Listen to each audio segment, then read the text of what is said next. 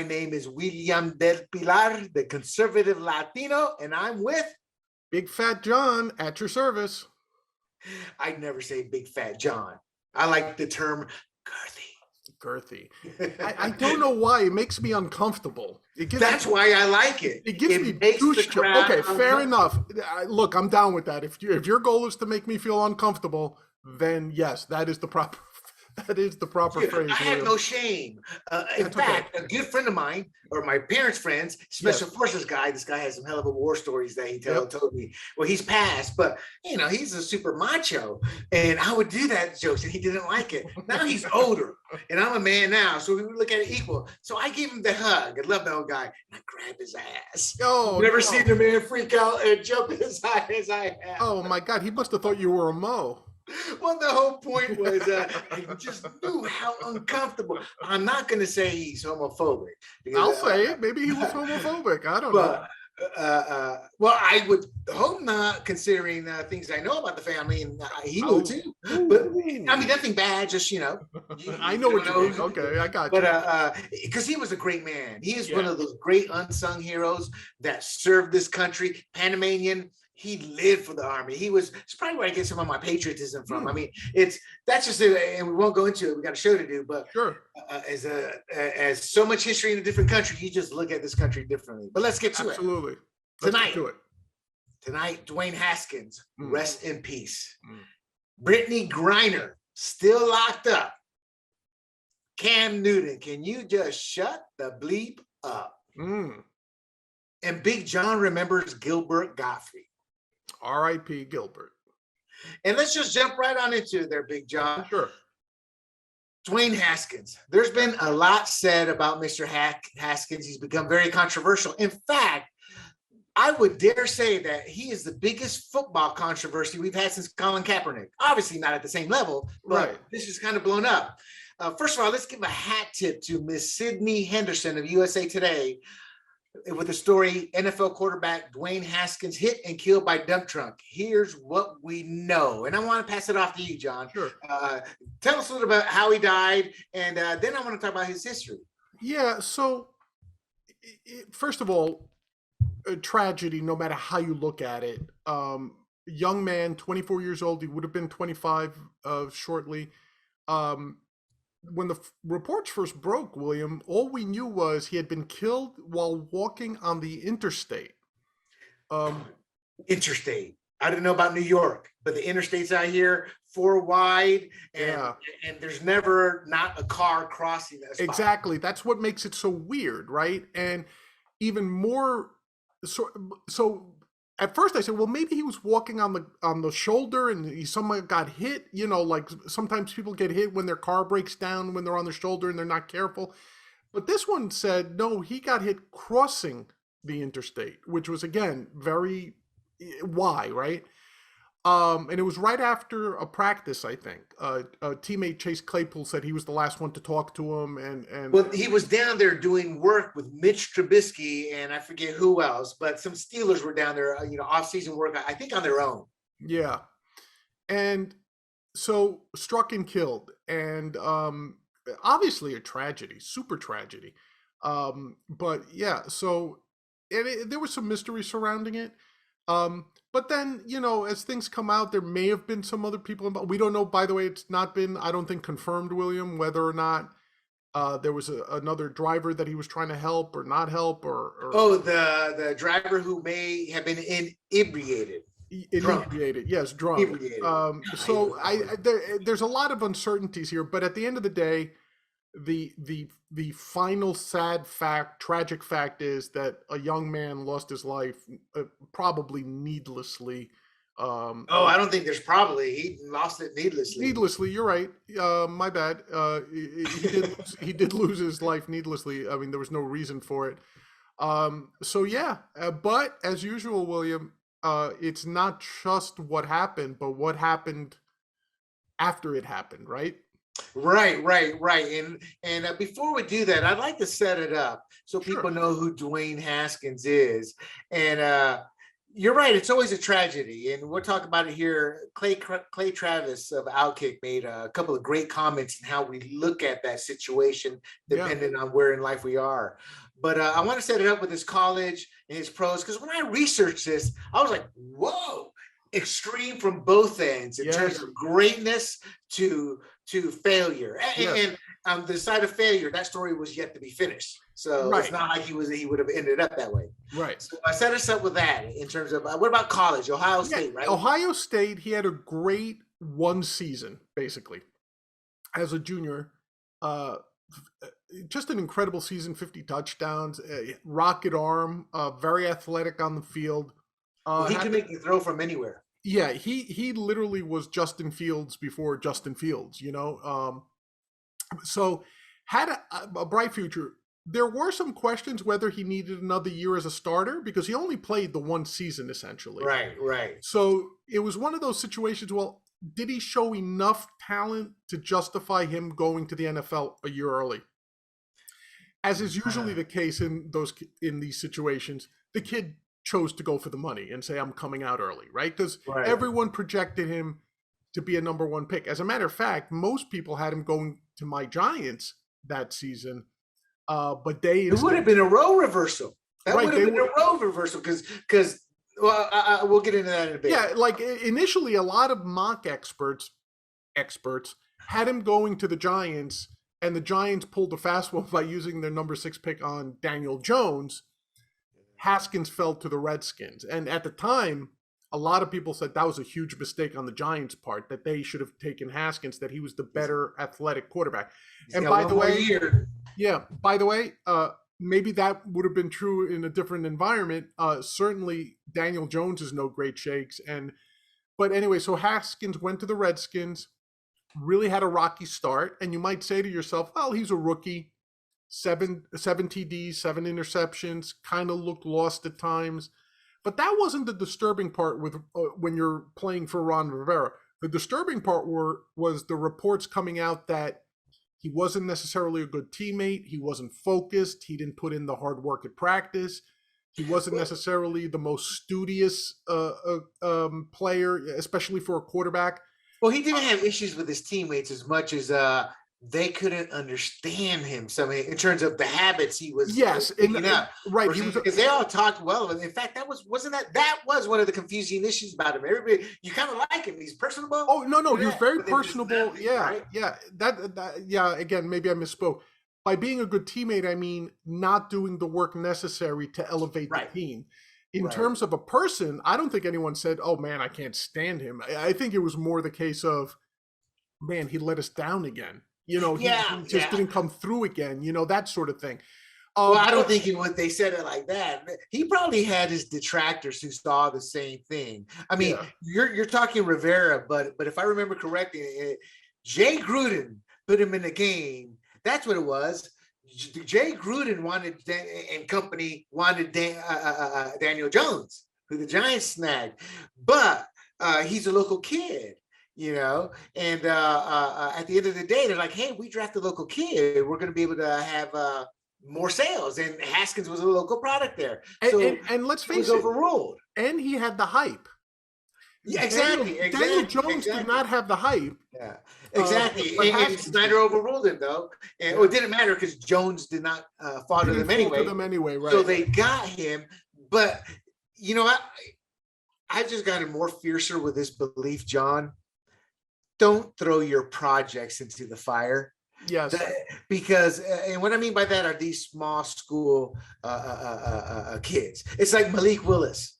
It's like, dude, he did not have as great a year as I assumed he would coming out. No wonder they're saying it's a weak class. But if he's this talented, then do not. I mean, what I'm saying is let him drop where he belongs. It's not. I mean, that's not dictated by you or us. But my point is, they just want to throw these young kids out. And my point being is Haskins, he needed 14 games total he played in college. Yeah, right. So look at Daniel Jones. He's got one more year. And granted, no one can dispute the fact those were some pretty horrific teams and some bad leadership on the Giants the last few years. Yes. So he's been given a little bit of a mulligan, and this is do or die. Haskins didn't even have that long. He had 2 seasons, and that was it. Not even 2 full seasons. And it was Rivera that cut him, though, right? Right, Rivera. Well, he lost them the game that had they won, would have won them the division. The division. And so I think it was that lack, for general terms, it was a lack of a work ethic. And it looked like his career might be over, but then he caught on with the Steelers. He was the backup to Roethlisberger last year. And this year, he was going to be in a quarterback competition with Mitch Trubisky. We're assuming that the Steelers wouldn't have drafted like a Kenny Pickett or somebody. Right. But the assumption going in was that he would at least try to compete for the starting job this year. Well, he was pretty, I don't want to say remorseful, but he was pretty adamant, it seemed, about coming back and like realizing, I need to improve myself a bit here. Yeah. And maybe he was starting to develop that self-confidence. And again, only 24. Like that's the other thing that, generally speaking, we look at football players, and I'm guilty of this too, that at 21, we kind of expect that they're grown men already, that they have the maturity of grown men. It's very rare that they do. Like when you look at a Peyton Manning coming out or somebody like that, who like had that, not just football maturity, but just maturity, right? That other people gravitate. Yeah, but that's a rarity. It's extremely rare. Most of the time you end up with divas. Well, that's because, John, and an agent and former players have told me this, that once your skill is discovered, no one ever says no to you. Exactly. They kiss your butt constantly.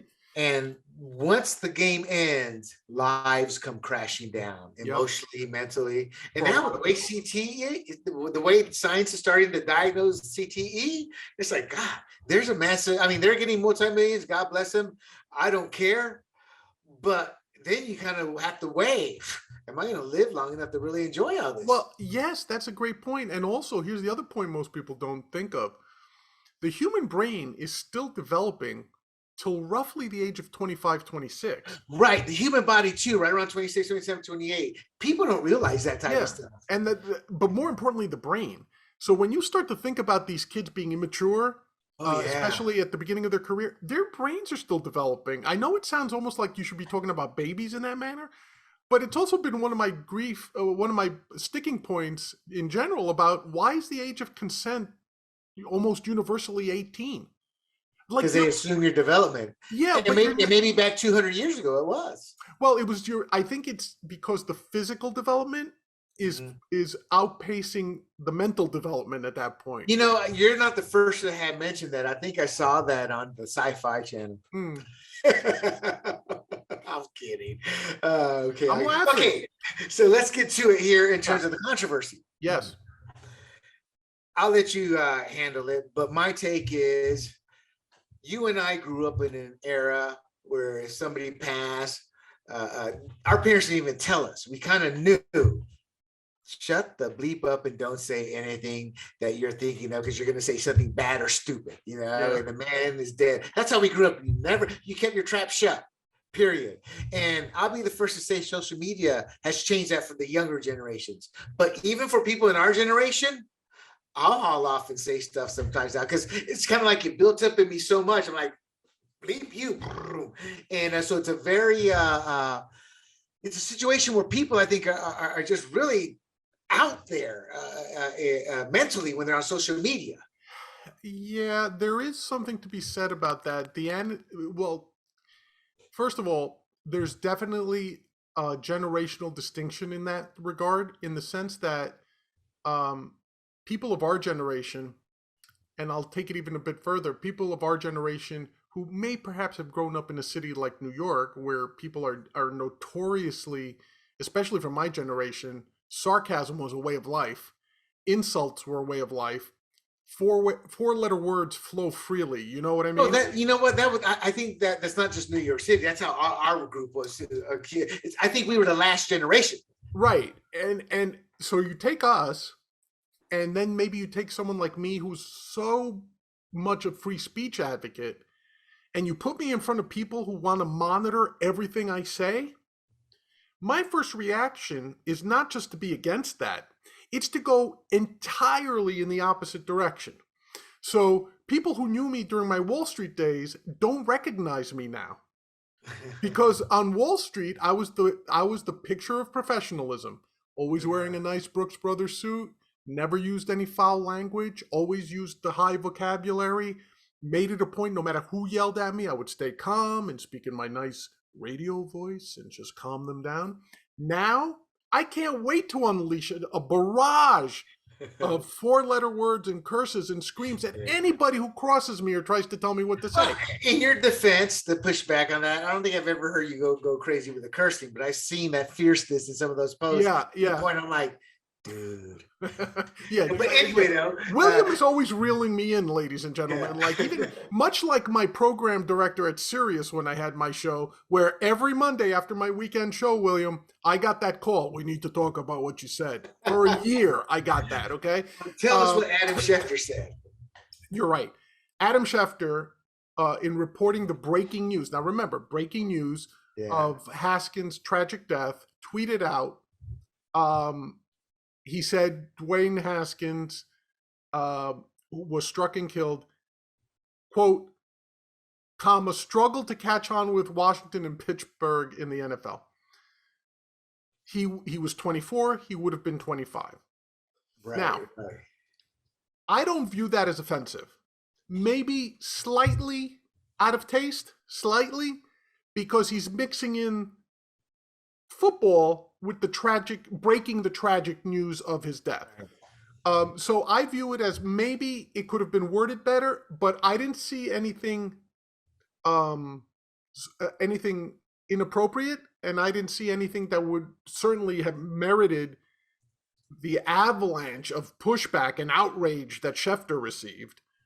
So Schefter is the one response people reacted to that I don't understand. Like, just don't read his tweets. That's just it. That's my whole point. It's, Yeah. In fact, I have it. In essence, people are holier than thou behind their computer. Yes. I mean, there's probably a rapist there, condemning Schefter because he lacks taste, and I'm being semi-serious. It's people who just put themselves on a pedestal.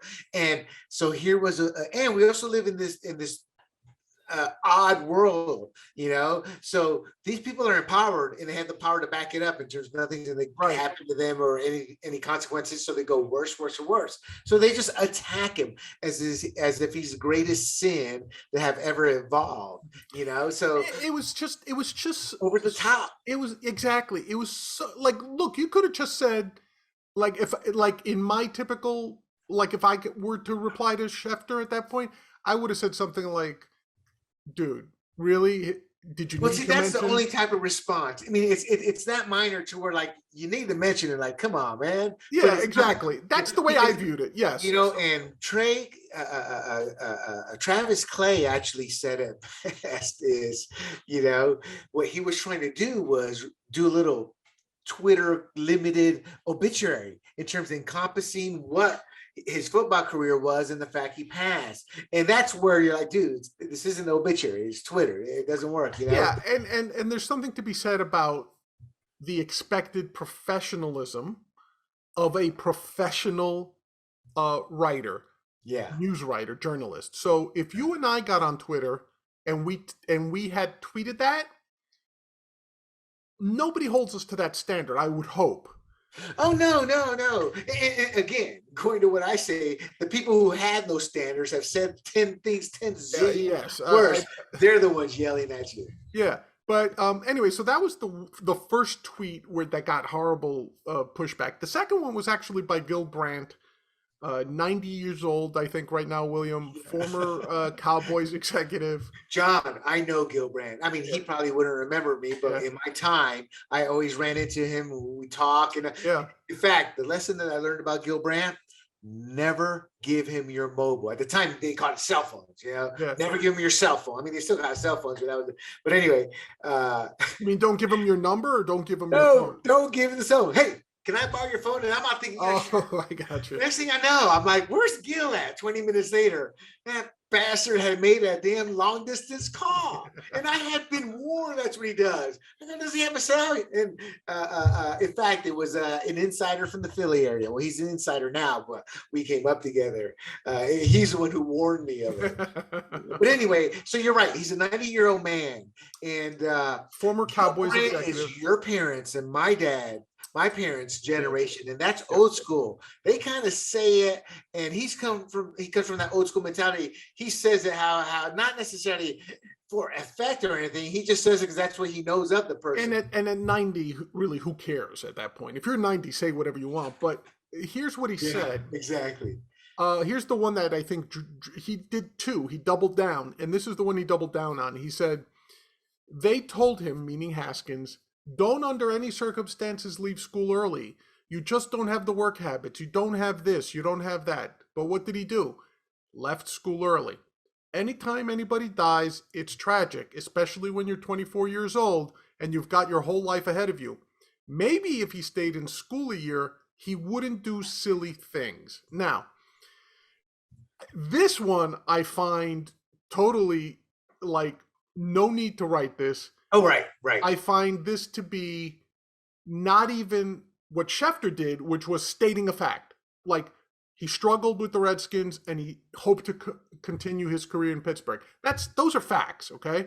Mm-hmm. This stuff is opinion mixed in with fact, and it's actually in his eyes all fact because that's what he saw. Remember, people forget he was a scout. And he was still consulting. You know, I don't know if he was consulting a couple of years ago, but he's still in that world. So for him to not really have an opinion, I'm not defending him. I agree with you. Yeah. But my point is, when you saw that, were you offended or like, what the fuck? Was I offended? No.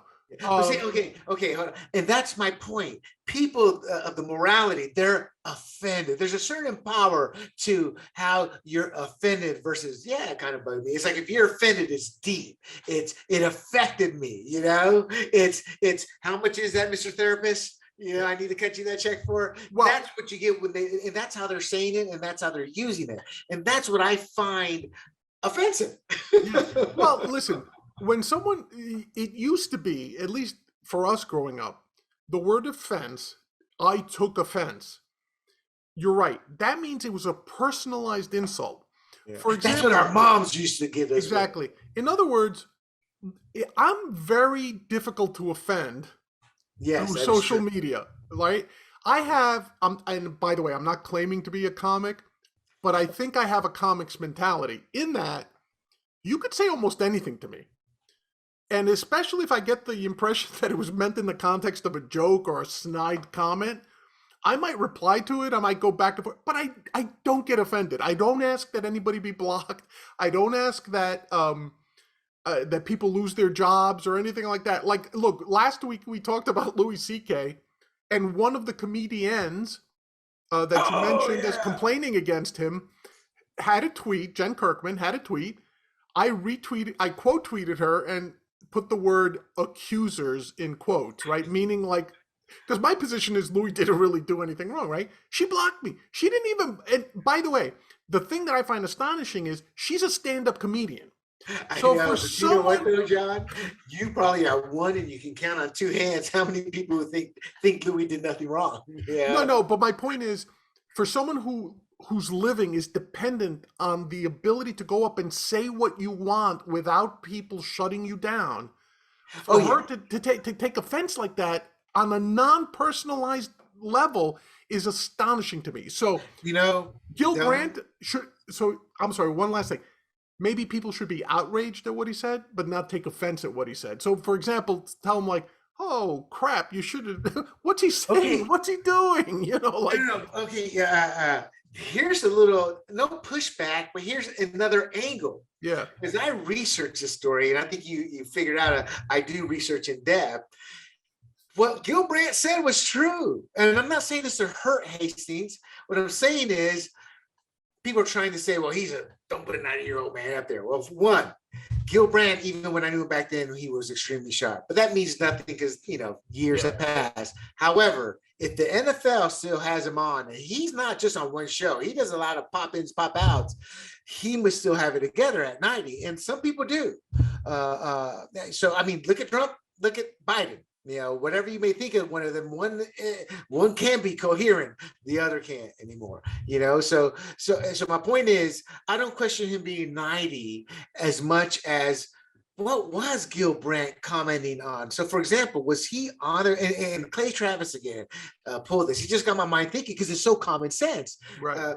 But why would you have a 90-year-old guy on there? Now, he knows the inside and outs, but probably no better than anybody else at the NFL Network or radio, that type. Right. So couldn't they have found a former teammate, somebody he went with? I mean, it just seems like he's not the one who should have been there. At 90, it's like, come on, Gil, we're going to put you as a consultant now. Come on, I don't know. Maybe I'm being a little mean here and I shouldn't be. But my point is when I did research it, what he said was correct. And the reason I say that is, this kid had everything in talent, but this is where it's like, he's a grown man, should take responsibility.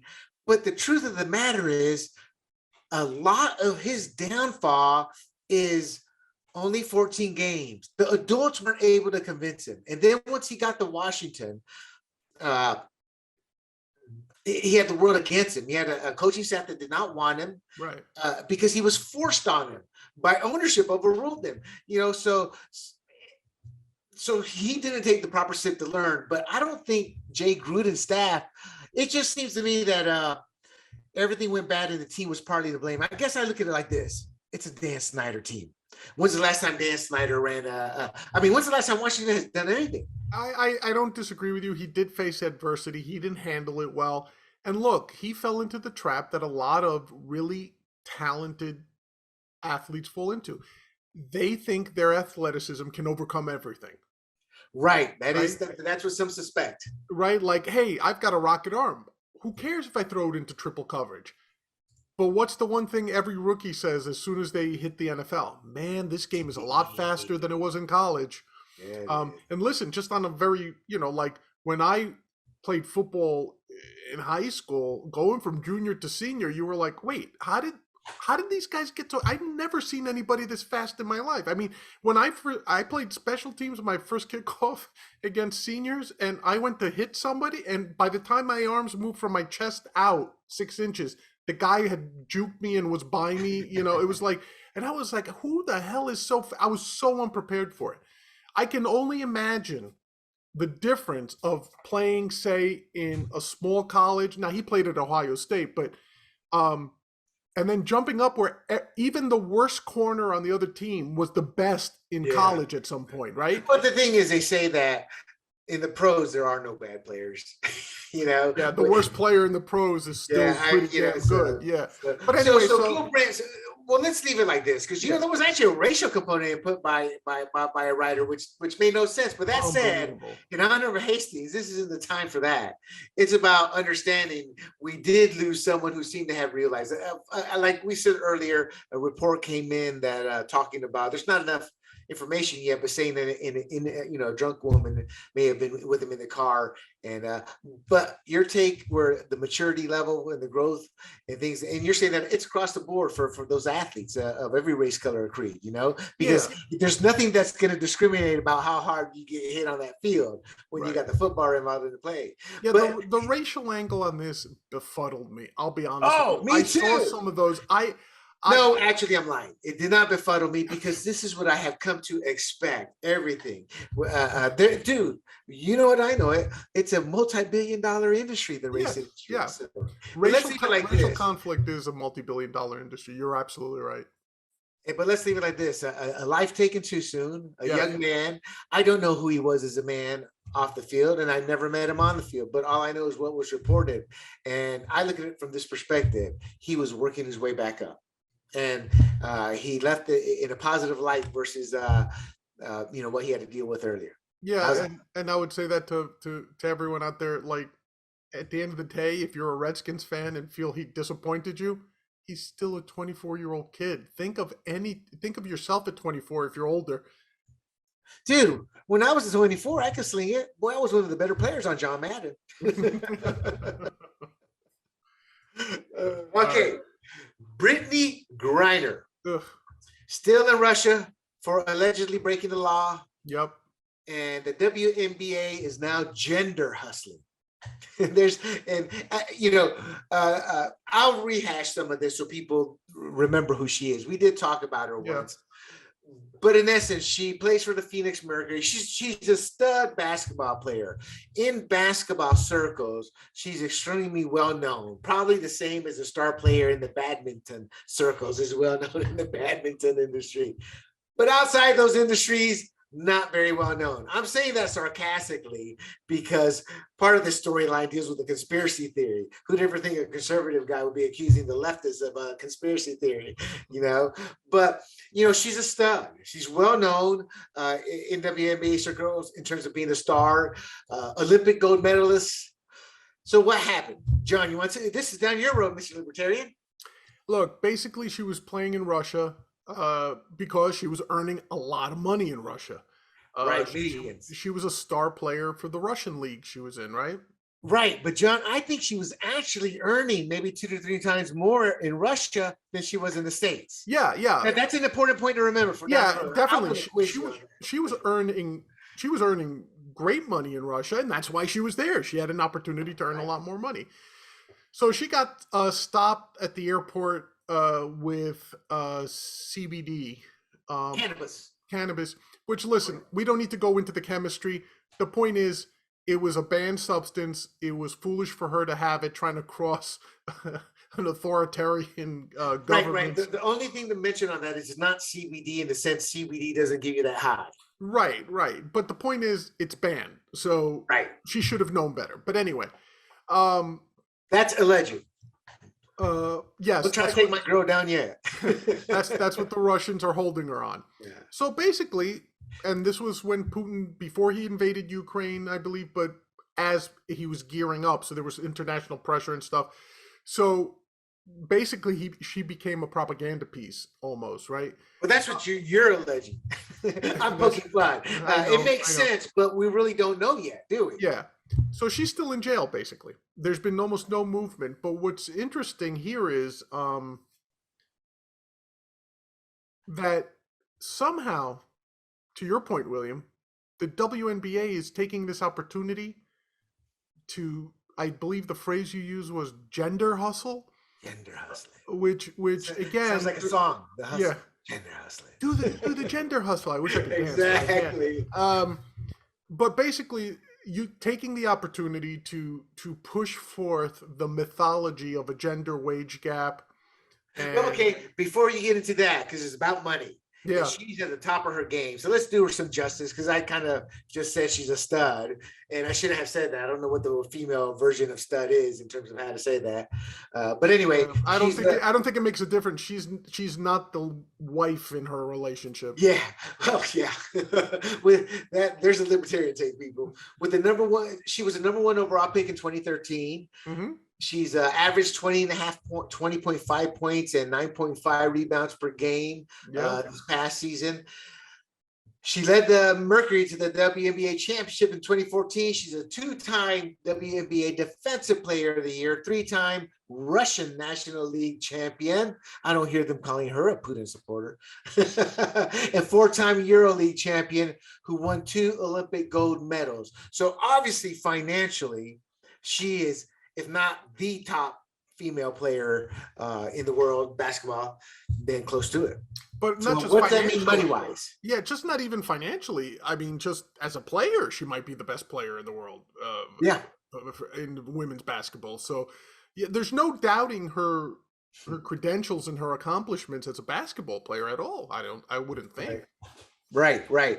Now, if I remember correctly, she was earning like 5 to 8 times more money in Russia. Yeah. So when you hear that, well, and gender hustling is being raised, gender pay difference. What about the men? Look, the lesser tier players, the ones who I wouldn't say lesser tier. Well, let's just say the ones who aren't like the LeBrons, who aren't like the Joel Embiids, who are not the Steph Currys. Yeah. They typically, and that's a very high. That's like the elite. We're talking about the elite. Yeah. Let's say the guys who are typically like, say, the top 5 or 6 or even 7 perhaps Just on the the elite NCAA players team. don't go over, is what you're Right. saying, right? Some people have to go to Europe or to South America or Central America to play basketball because they pay better there. Some have gone to China to play, right? Well, it's not for the men. It's not that they pay better. I think it's they earn more over there. They're valued more. Well, yeah. Let me rephrase that. The opportunity to earn more between salary, endorsements, and everything. Because let's face it, Americans are viewed as the best basketball players in the world, Exactly. generally speaking. So if you're like on a Greek team or an Italian team or an Argentinian team, and all of a sudden you're getting like here's a perfect example I remember from my youth. Walter Berry, if you remember him, he used to play for St. John's here in New York. Played with Chris. Oh yeah, that's right. Chris Mullin, that whole crew. They were they lost in the finals, I think. Didn't they? Right. They always used to go up against Georgetown classic battles. But anyway, Walter Berry was a great collegiate player. Never really made it in the NBA.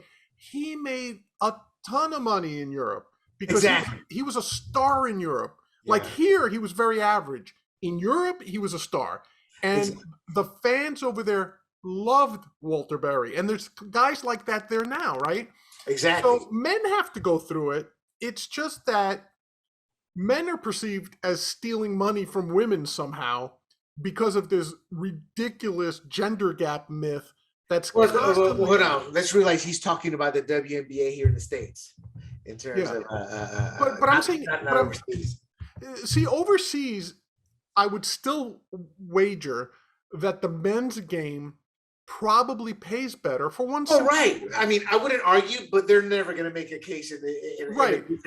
We're like one of the few countries, if the only country, a case like this can be made. You know? Yeah, because listen, in this country, and it all comes back to a lack of economic knowledge among the people, right? They don't know how economics works.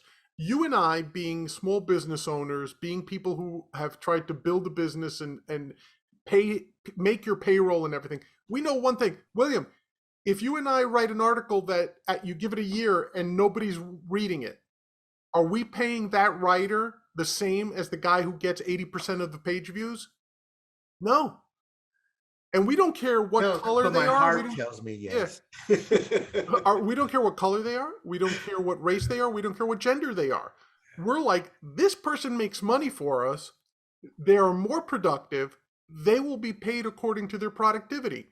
And I guess I was going to say very quickly, the truth about women in general is that they get paid the exact same amount as men in a free market when things are truly equal, meaning the same experience, same amount of education, same amount of time. See, that's the other thing. There have been studies done on this, real studies, not the Hillary Clinton studies where she just makes up a number, doesn't understand how statistics works, and says, women get paid 23% less. No, do you know why that's nonsense? If there was really women doing the same work as men for 23% less, you and I, the first thing we do is start a company and hire only women. Because built into it, we have a 23% ROI that other companies hiring men do not have. Okay. But the bottom line, though, is that wasn't happening. I mean, that the point is his whole purpose is saying this. The president of the WNBA stated, while concerned, they found out she's okay mentally and physically. I'm trying to find the quote here. Regarding this situation, that the reason she's stuck in Russia is based off gender. He goes, I mean, when is it not? And then he further said, it's disappointing that the question of, it being a gender issue is top of the mind now when it comes to this type of circumstance. But the reality is, she's over there because of a gender issue, pay inequity. So he's saying he's making it sound like she has to go over there to put food on the table. Wait a second. Well, did you say he said that? Did a man say that? Oh, I'm sorry. I'm wrongly assuming. Okay. So first of all, if it was a man that said that, haha, irony. But let's assume a woman said that. That is what I mean by a gender gap myth, William. They are pinning the fact that this woman went to Russia not because she's being discriminated against. It's the exact opposite. She had the freedom to go where her services were valued the most. Right. That was Russia. Her own desire, greed, if you want to use that word, whatever, meant that she also played in the U.S. What's her name? Sue Bird used to do that all the time, to the point Right. Oh, that's right. I haven't heard that. where her U.S. team had to, I forget who she played for, but the U.S. team she played on in the WNBA almost had to put into her contract, you can only play so much overseas because by the time you come back to us, you're exhausted. Yeah. See, and actually, some teams actually encourage their players, but those are the ones that actually need work. Yeah, and you're right. It might be a developmental situation for them, or just to get, like, say, bench players just need playing time or something, right? But because you know what it is? It's a stupid statement based off a faulty understanding of economics. It's like one misinterpreted fact piled on top of the other, and it's intellectually lazy. It's a myth that I despise as a data scientist. I despise this nonsense. Oh yeah. I'm sorry, John. I was excited. I'm listening, but yeah, she's a woman. Okay, fair enough. Okay, so we'll take that back. But it's intellectually lazy because when you look at the statistics, and most people, for example, the oft-cited 23% does not take gradation into account. For example, in the medical field, most women who become doctors tend to be generalists. They're pediatricians, they're GPs, right? A lot of men, though, in the specialized fields like thoracic surgeons tend to be men. Those are higher paying jobs. But when you hear the statistic, they're all doctors. They're all the same. Yeah. Right? Yeah. So these are little inconsistencies, stupid mythologizing tricks, political tricks to dupe you into thinking that there's a conscious gender gap, and it's nonsense. Few things get my blood boiling than this nonsense. No, I can tell. Yeah, I mean, you lost us about 10 minutes ago, but that passion kept it going. You know, I was like, "Whoa, look at him go! That passion has me." Send me a tweet. Send me a tweet. No, but seriously, no, I'm kidding. But the point is you are in the minority, and you will never win that battle. But in this case, I am. I thought I was white. yeah. But in this case, you do have the data to back it up. Yeah. That's why I think nobody really talks about this. And to me, this is what the people, the other side does is, they demagogue you. They make you look like the nut job, the conspiracy, but you have the data, but you're never going to win that argument. No, because you know why? Because even opponents of gender equity almost concede that 23% number. It is the damnedest thing I've ever seen in my life. And it's the same thing as with when you hear about racial inequity in terms of pay gaps among different races. Oh, no, we get that, John. It's but before we leave this, there, what I call conspiracy theory. I read an article and they just make it like a spy novel, and she's so innocent. It's kind of like they kind of want you to believe with no fact that she was held from being able to contact the consulate. Now, I wouldn't be shocked, but we have so much propaganda, and social justice has been proven to have been caught lying a lot. I'm like, where's the source? So yeah, I mean, it's just that's how the article reads. Everything's slanted, innocent woman, and I'm like, my God, we got to get her out regardless. See, I have a belief, and this would be for any country. You take one of our guys, we have no choice but to go after you. Because the moment we don't, and I do mean that, but there's ways to do that. You don't go to war, but yeah, you got to return that guy, or we are shutting the economic pipeline down. But my point being is,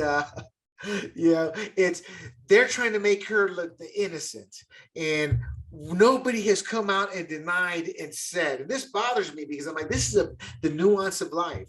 Nobody on our side has come out and said, no, that's not Britney.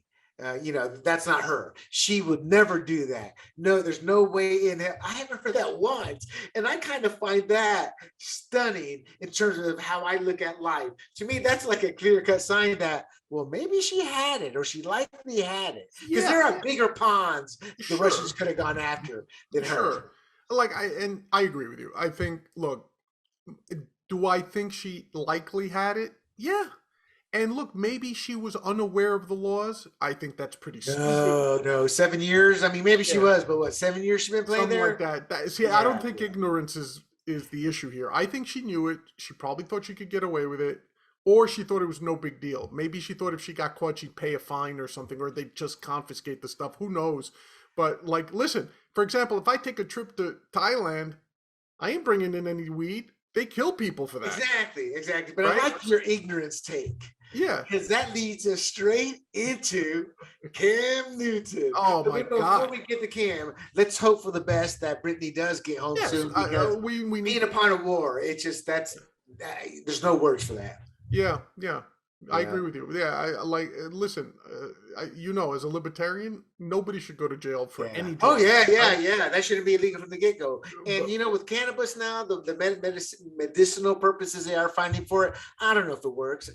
But don't poo-poo something because you just have assumptions. yeah, But let's get exactly. to the ignorant one. As many who are being nice to him are saying, while others are just flat out destroying Yeah. him. Look, CamNewton to me has never been one to think before he speaks, and that's a Latino. I had that terrible habit too, and I'm not defending him because it's wrong. It gets us in trouble, and this is what happened. So I'm going to set it up in terms of what happened, Big John. Then I have some questions for you because Go I ahead. think this is a type of discussion that it's so simple. What happened? Let's talk about it and get into the not heated discussion. I think we'll probably be more alike here, But here's some of the quotes that CamNewton made on the $1 million. That's how it's spelled. $1 million worth of game podcast.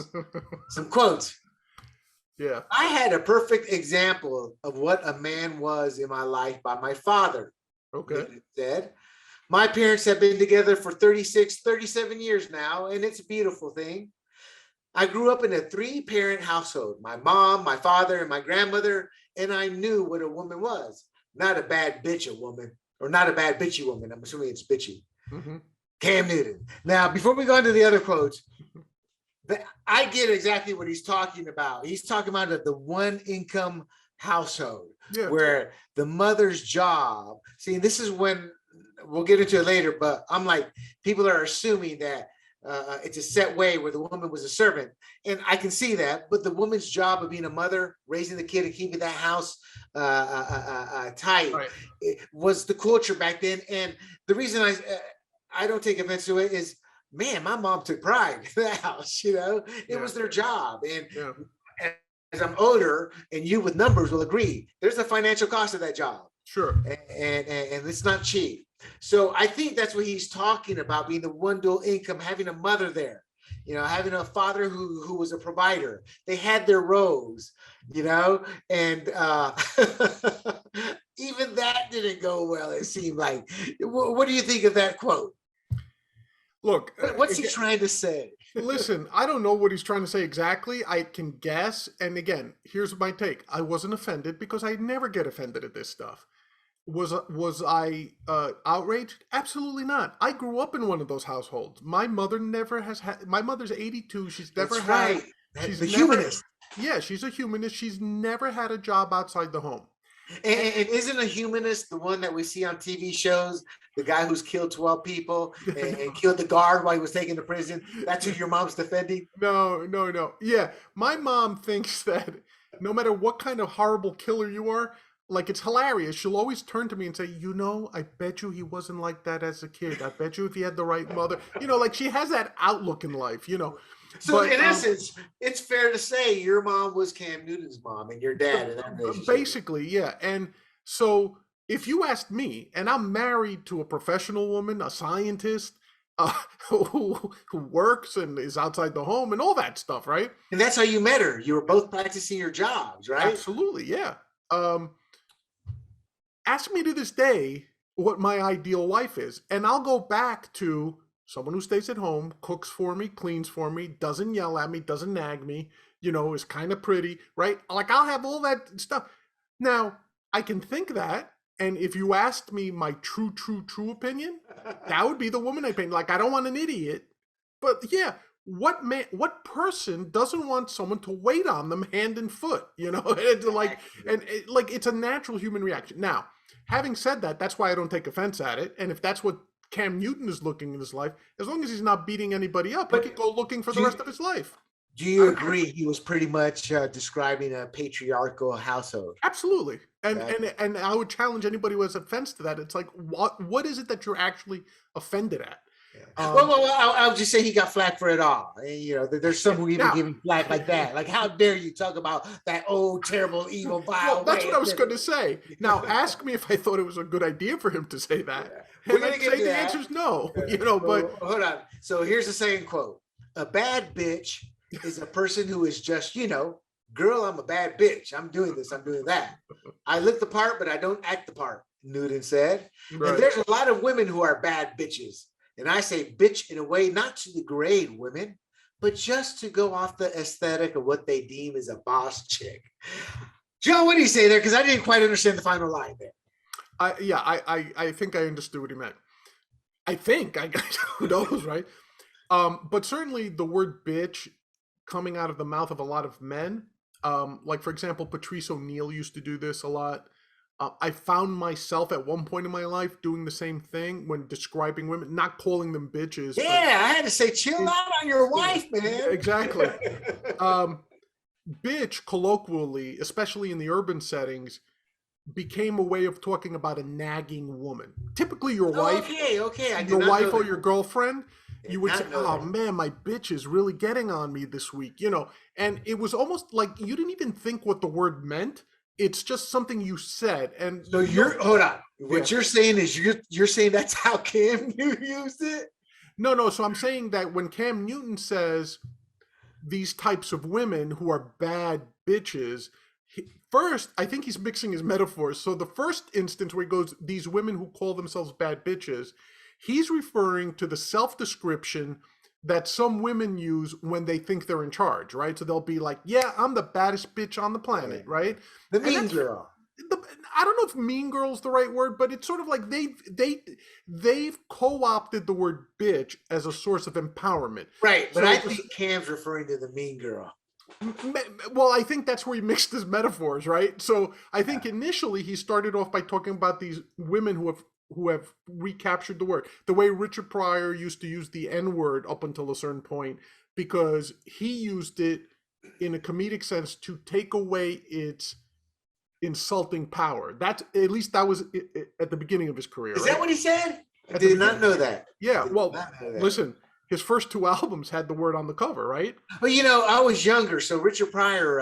Oh, sure. Like his first album or his two albums. I never heard that type. Oh yeah, but I'll give you the title. I wasn't a comedian type kid because we didn't only when HBO started. But let's take the Cam here though, real quick. Yeah.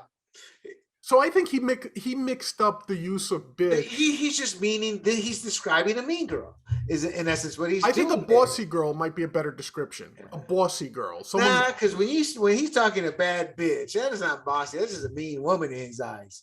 Baby. Okay. But I'm speculating. You're right. I can't sit there saying, but that's what I think. Yeah. Now his final quote for us and people.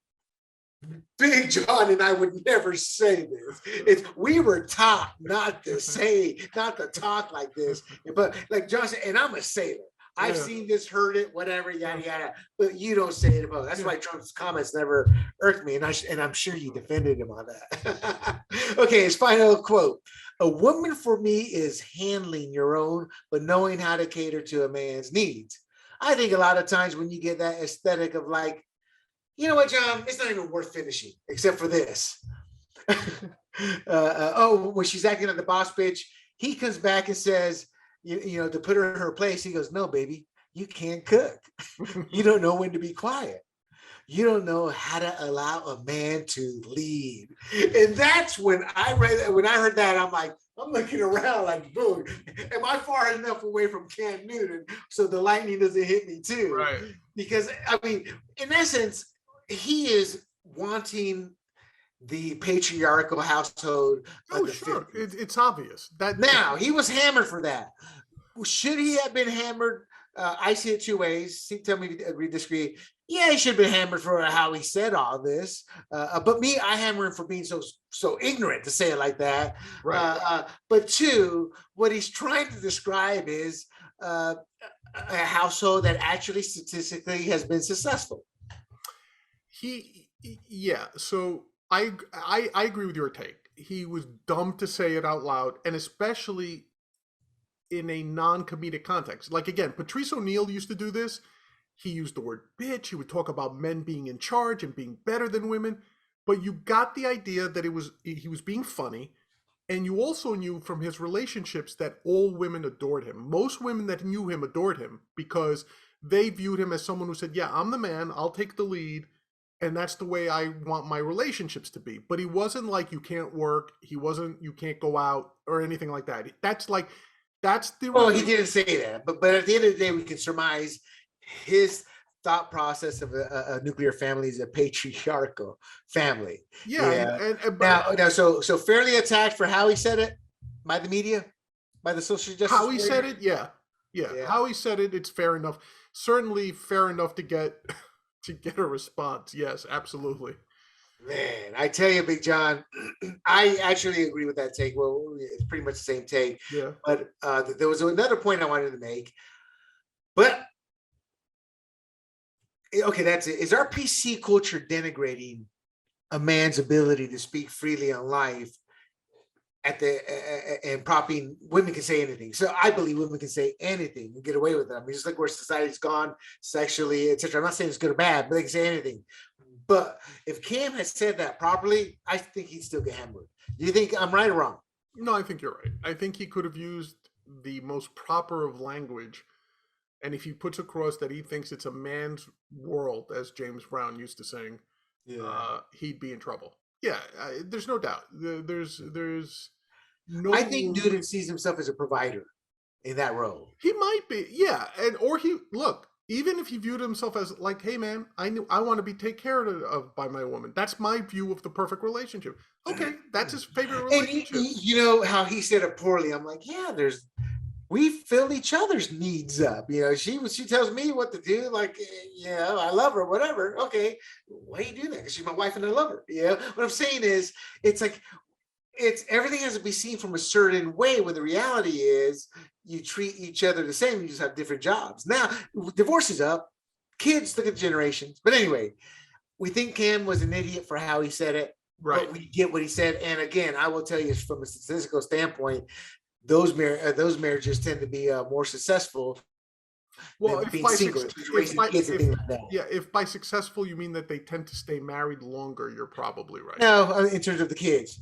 To give you an idea, married couples' kids, I forget the stat, and I'll make this, and we'll go on to poor Mr. GilbertGottfried.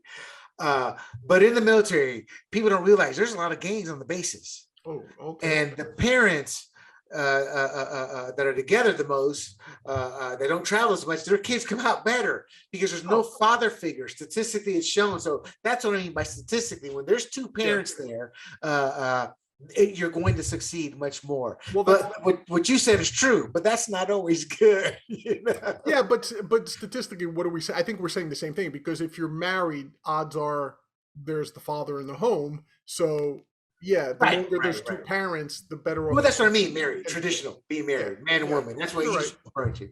All righty. So this is really your wheelhouse. And for the listeners out there, I don't know how deep he is, but I know he's run into a lot of people who have lived in the comedic circles. And I don't know how much you've researched it, but that's when I met you, since I've always known you, that has always come across as that's part of your world. It's not like you said, I did this. I just sensed it the way you talked about it, people who you come to know. And so I thought of you when GilbertGottfried, I saw that. Yeah. Rest in peace. And I texted you. Yeah. And so this is your wheelhouse. So I want to know everything here in the sense of what made him unique, because as I told you off camera, he wasn't that he was famous. Most people wouldn't know him in terms of you talked about him, but then they saw his face, or if you mentioned the thing they did, oh yeah, I know that guy. He's one of those type of actors. He knew everybody in the industry. So first of all, how old was he And specifically, what did he do? Yeah, he was 67 when he passed away this morning. Um, Gilbert Gottfried was a comedian. More than likely, you've heard his voice. He had a very screechy, annoying Jewish voice. Hey, lady, almost like Jerry Lewis. Very stereotypical Jewish in a way. Too. Yes, but turned up 10 to 10. Exactly. Always loud and everything. People might remember him if you were a Howard Stern fan. He used to be a guest all the time on Howard Stern in the beginning years, especially. He always used to sit in and do the news. He was the voice of the parrot in Aladdin. Well, that was international fame. Well, no, that was only American because they dub him over differently. But it was they from what I read, they created that role only to get him in it. Wow. He was the voice of the Aflac dog. Aflac. That was to me, that's his most memorable role. Yeah. But he's not known for having voiced it until he got in trouble. And like you said, William, he was very big if you watch the Comedy Central roasts. He was always the guy roasting the other celebrities. And possibly one of the greatest tellings of one of the worst jokes ever under the worst circumstances. The 9/11? The 9/11, right after 9/11 in New York, having lived here and actually being at the 9/11 site when it happened, people don't realize what happened to the city. It was not only that you had obviously the loss of life and everything, but the people here they were walking around like zombies. They didn't know how to laugh anymore. Nothing was funny. Everything was offensive. People were constantly crying. And you were struck at the heart.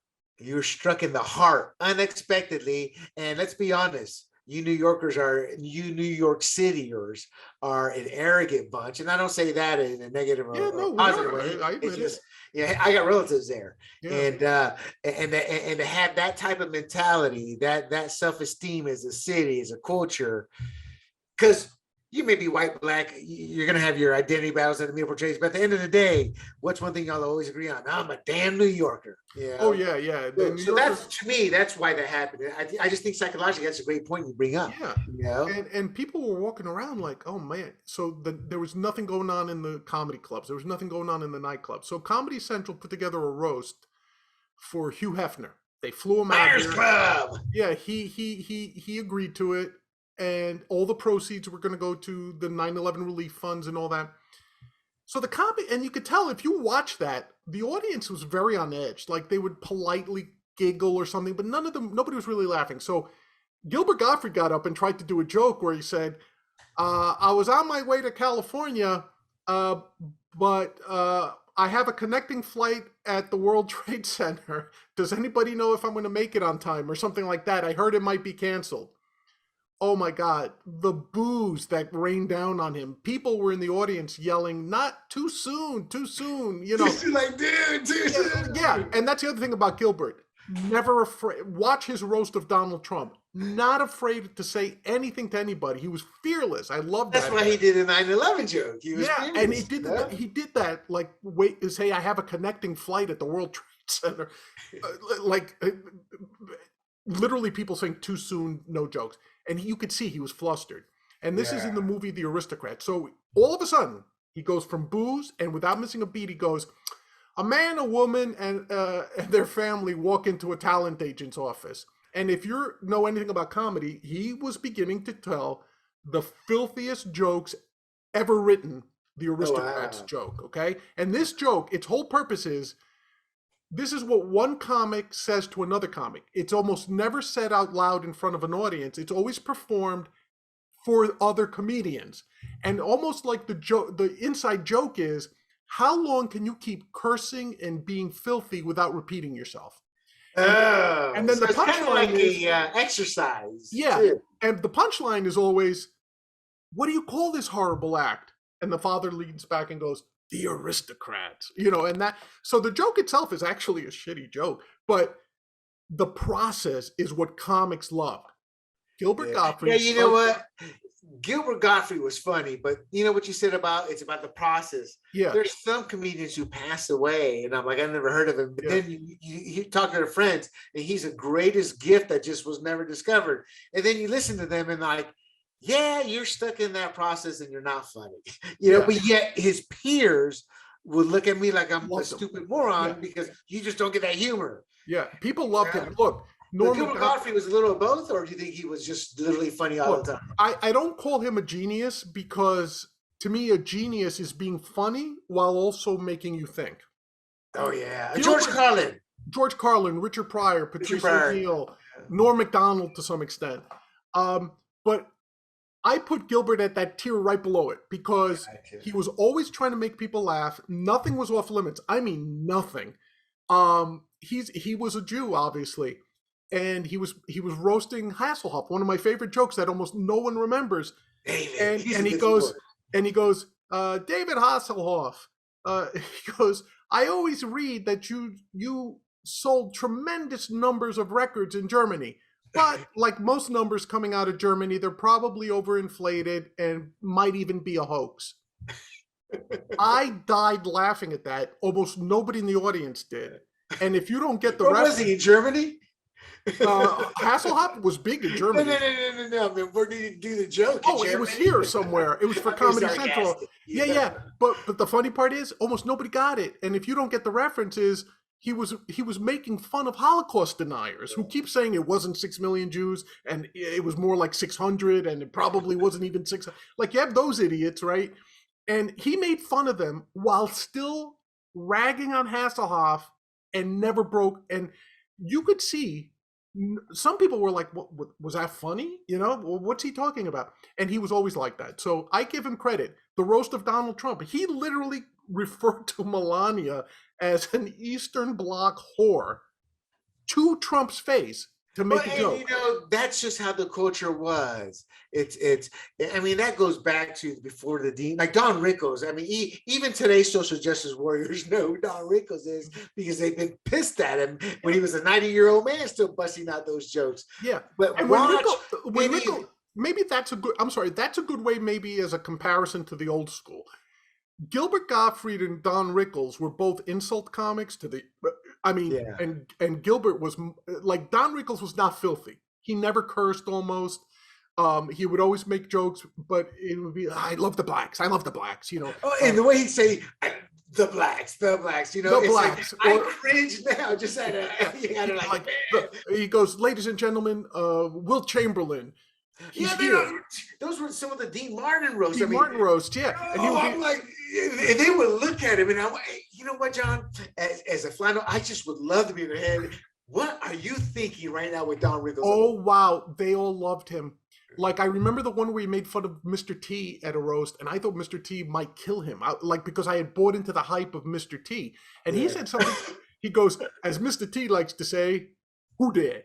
You know, and he would like make stupid jokes like that. And goes, but what they say, I mean, I agree with you because it seems like he was one of those. He was in the era where they were all beloved. They all worked hard to get there. They wanted. So you're right. There was a certain cachet to that, and I think it's the same thing with Gilbert Gottfried. Most comedians, if you looked at the tweets from comedians, they all loved him. There was maybe you'd find one or two who were stuck up and didn't like him. Most of them considered it a badge of honor to be roasted by Gilbert Gottfried. Right. And that was even the Friars, remember? Yes. Back in the day, it was an honor to be roasted. Yeah. So I put Gilbert on that level where he made me laugh almost every time. Some of his things were very witty, but I don't call him a genius because I don't think he had that social relevance that the geniuses have.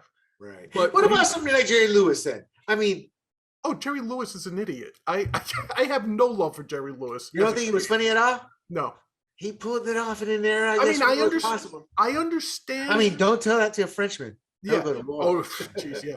Well, David Hasselhoff is the Germans. Yeah. The Germans, Jerry Lewis. Yes, you're absolutely right.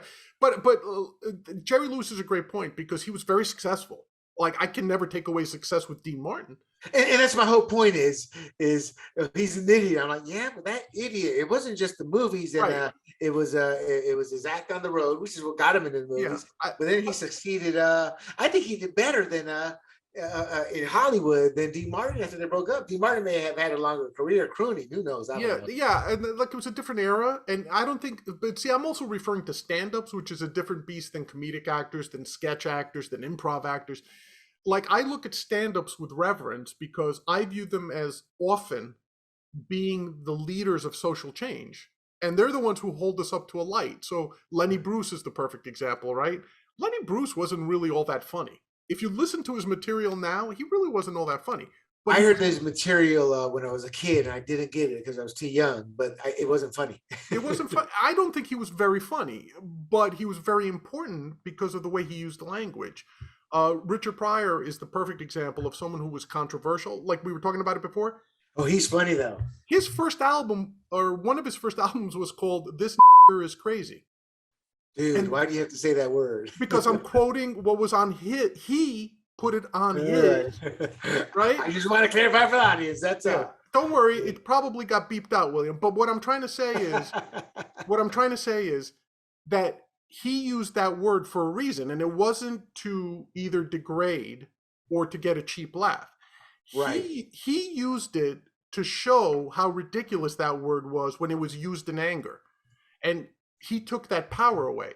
So Gilbert Gottfried, in the same way, tried to do that by making fun of everything. Why did he get fired from his Aflac gig? By the way, the easiest money he ever made. He was getting paid hundreds of thousands of dollars to go Aflac. And how is there not one? If every single American who has seen that commercial anywhere in the world, what do we do when we see that commercial? We try to imitate the duck voice. There you go. You're right. I didn't think of that angle. Something simple. But that was Gottfried's voice. You know, it's kind of funny. We don't even realize the magic behind what we're looking at. And by the way, why did he get fired? Do you remember the reason? He got fired because Japan is where Aflac, I guess, has his home away from home cottages. Because I guess like 70% of their business is in Japan. Right. And I didn't know that. So, but in his defense, no, but what did he do? I don't think he knew that. No, he knew it. Do you know why he got fired? Tell the people. Do you remember? Oh, he got fired because he made a joke. He tweeted joke about some Japanese jokes. Something about like beachfront property. That's what it was. The earthquake had just happened. No, it was the tsunami. It was the tsunami. Yeah, the tsunami. And it triggered earthquakes, but more importantly, it triggered Fukushima to fail. You know, so it was like, it's one of those things where like, dude, this is too soon. Okay, I'm sorry. No, you don't get it. We got to fire you over this. FYI, he never apologized, which is another thing I loved about him. If he didn't know, it's like there's an honest mistake. I mean, I guess you could apologize. Yeah, I'm sorry because I didn't realize. Versus, I'm not apologizing for what I said. I just apologize to something I got offended. Yeah, meaning it's not worth my bother. Knock yourself out if you want to hear my apology, which is a different topic. By the way, if you want to find out more about him, he had a podcast that he was doing right up until he died called GilbertGottfried's Amazing Colossal Podcast. Who was his first guest? Oh man, I don't know. That's a good trivia question. I don't know. Dick. Oh, I really don't know. Who? Dick Cavett. Dick Cavett makes sense. And for most people don't know, but that is kind of like, that's like Cinderella, the poor person, dirtbag, no elite would ever be seen with. You know, that's Gottfried. Yeah. And Dick Cavett is the man who interviews all those elites, super rich, wealthy, powerful, famous, and well, who was it that got that? Cavett. People forget Dick Cavett is the one who got the famous Richard Nixon episode. Right, where he got Nixon to admit it's not illegal if the president does it. Dick Cavett, for him to have a podcast and open up with Dick Cavett speaks volumes as to his circles out there of friends. Well, the respect, respect for Dick Cavett to say, "Yeah, I do your podcast, you idiot comedian." I mean, that's how you would think of it.